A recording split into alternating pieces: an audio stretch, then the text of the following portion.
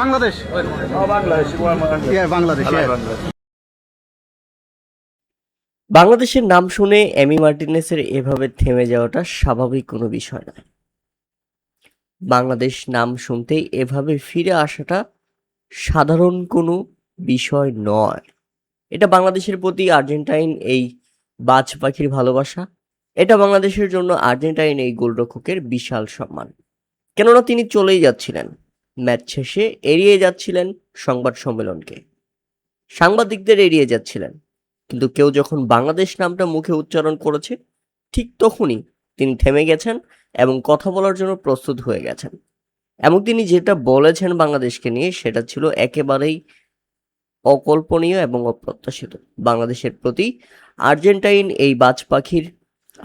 এই গোলরক্ষকের ভালোবাসা দেখে আমি সত্যি মুগ্ধ হয়ে গেছি। এমিলিয়ানো মার্টিনেজের একজন বড় ভক্ত হয়ে গেছি আমি। ফিরে এসে তিনি বলেছেন, আমি জানি বাংলাদেশের মানুষ কতটা পাগল ফুটবলের জন্য। আমি বাংলাদেশের এই সমর্থকদের ভালোবাসি। বাংলাদেশের জন্য আমার অফুরন্ত ভালোবাসা। আমি সেখানে গিয়েছিলাম। আমি দেশটাকে ভালোবাসি, দেশের মানুষদেরকে ভালোবাসি, তাদের কালচার, সংস্কৃতি এবং ফুটবলের জন্য তারা যে পাগলামিটা করে, সেটাকে আমি ভীষণভাবে ভালোবাসি।